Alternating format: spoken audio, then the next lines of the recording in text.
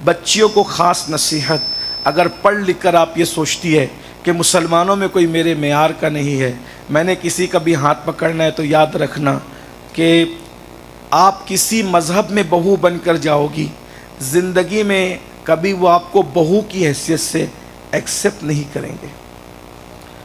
बेटियां जो बहुत पढ़ लिख करके भागने की कोशिश, आप ऐसी नहीं हो, लेकिन मैं हिफ्ज़ मा तक़द्दुम के तहत वैक्सीन के तौर पे ये बात कह रहा हूँ, टीके के तौर पे बात कह रहा हूँ, जो बेटी भाग करके बहू बनती है, आखिरी दम तक समाज की औरतें उसको बहू की हैसियत से कभी कबूल नहीं करती। एक बात।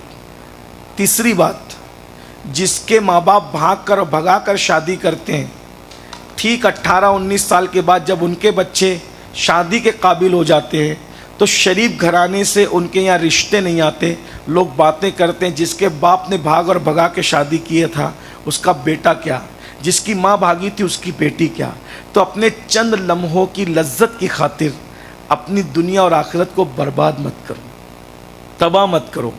और रही बात कि कौन किसकी शादी किसके साथ होगी, ये अल्लाह ने मुक़द्दर में लिख दिया है।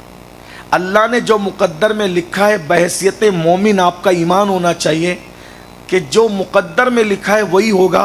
भाग के जाओ, लव मैरिज करो या अरेंज मैरिज करो, मिलना तो वही है जो मुक़द्दर में लिखा है, उससे कम उससे ज़्यादा नहीं मिलना।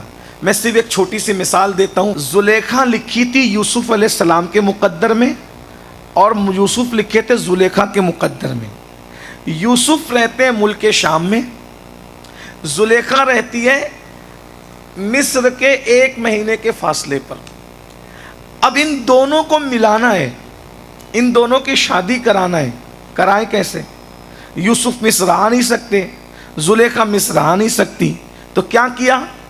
ज़ुलेखा को मिस्र के बादशाह की बीवी बनाकर मिस्र बुलाया, और हज़रत यूसुफ़ को कैसे मिलाया कि भाई के दिल में उनकी नफ़रत डाल दी। मारोगे, पीटोगे, कुएं में डालोगे, बेच दोगे, तो मेरा यूसुफ़ कहाँ पहुँचेगा गुलाम बनकर? मिस्र पहुँचेगा। भाई गुलाम बनाना मकसद नहीं था, जो मुक़द्दर में ज़ुलेखा लिखी थी वहाँ तक पहुँचाना मकसद था। बात समझ में आती है? कुदरत यूँ इंतज़ाम करती है। कुदरत के देखिए, हज़रत इमाम अली मकाम की बीवी कहाँ से आई? ईरान से आई। ईरानियों के साथ कब मदीने वालों ने रिश्ते करना थे? ईरान की जंग हुई, कनीज बन करके आई, इमाम हुसैन ने आज़ाद करके उनके साथ निकाह फरमा लिया। तो जिसके मुक़द्दर में जो लिखा है उसने उसी के साथ शादी करना है, उससे कम ज़्यादा नहीं मिलना है। थोड़ा सब्र करो।